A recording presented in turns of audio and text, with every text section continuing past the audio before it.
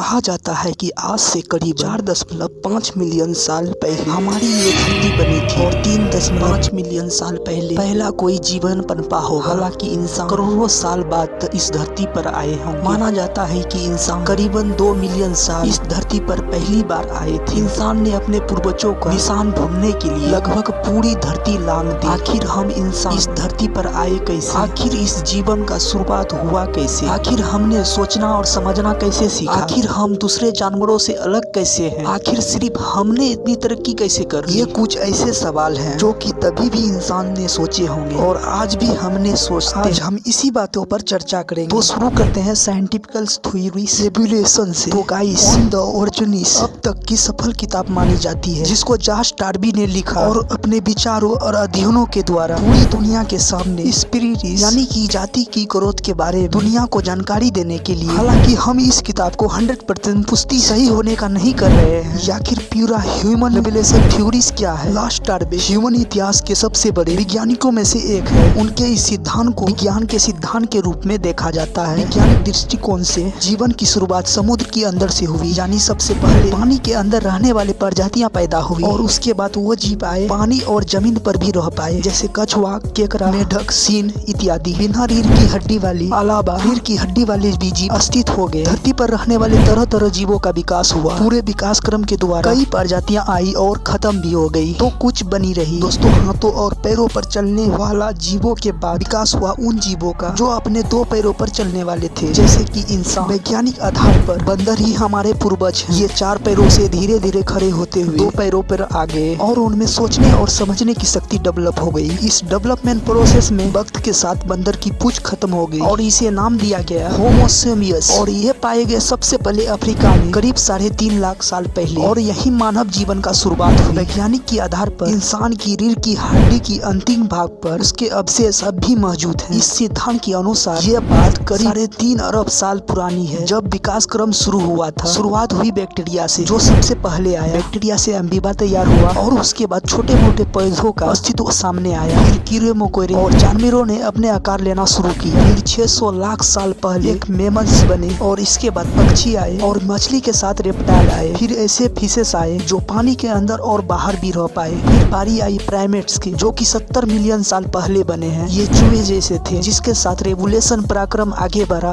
और फिर प्राइमेट्स से बंदर बना। 20 मिलियन ईयर्स साल पहले उन बंदरों से ये बनी और 8 मिलियन ईयर्स पहले गोरिल्ला और फिर चिंपांजी और 1 लाख साल पहले उन्होंने धीरे धीरे अपने 2 पैरों पर खड़ा होना चलना सीखा। वैज्ञानिकों ने जीव के अंदर पाए जाने वाले डीएनए रिसर्च करके बताया कि डीएनए की रंग रूप आकार प्रकार बदलाव डीएनए की मदद से देखा और पढ़ा जा सकता है। बट इस कहानी को एक बार धार्मिक नजरिया से भी समझ लेते हैं। सभी धर्मों का पुरानी ग्रंथों का क्या कहना है? विश्व में सबसे पुराने माने जाने वाले सनातन धर्म, जिसे हिंदू धर्म के नामों से जाना जाता है, इनमें कहा गया है ब्रह्मा ने इस सृष्टि की रचना की और मनु ने श्रद्धा को रचा और इसीलिए सारे सृष्टि और मानव जाति का विकास हुआ। और उसी तरह भारत होल्ड रिलीजन यहूदी धर्म और लगभग 2000 साल पुराने ईसाई धर्म और लगभग 1300 साल पुराने इस्लाम धर्म में आदम और हव्वा यानी इनको आदि पुरुष आदि मानव माना जाता है। अगर इन सब को रिलेट करे तो मुस्लिम और ईसाइयों में मनु का ही नाम आदम है, जिसका नाम आदमी शब्द पर देखा जाए तो सभी धर्मों में कॉमन बात यह है, डार्विन की थ्योरी से बिल्कुल विपरीत है। मतलब कोई इंसान पहले बंदर या होमो सेपियंस नहीं थे, वो सिर्फ ईश्वर के द्वारा एक आदमी है और औरत है, जिसे हम मनु या श्रद्धा, जिसे हम एटम या यहोवा कहते हैं। और यहीं से मानव सभ्यता का विकास हुआ, जैसे पूरी मानव जाति का जन्म और संपूर्ण सामाजिक व्यवस्था का जन्म हुआ। सभी पुराने धर्मों को माने तो मनुष्य की रचना उसी रूप में हुई है जिस रूप में मनुष्य आज है, और इसी तरह सृष्टि में सभी जीव जंतु उसी रूप में है जैसे ईश्वर द्वारा रची गई है। अल्टीमेटली कहने का मतलब ये है, ह्यूमन रिवोल्यूशन प्रोसेस कभी था ही नहीं। फ्रेंड्स, हमेशा ही वैज्ञानिक और धार्मिक विचारधारा में एक बड़ा अंतर देखा गया है। आपने ह्यूमन रिवोल्यूशन का जुड़े दोनों कॉन्सेप्ट को समझा और देखा।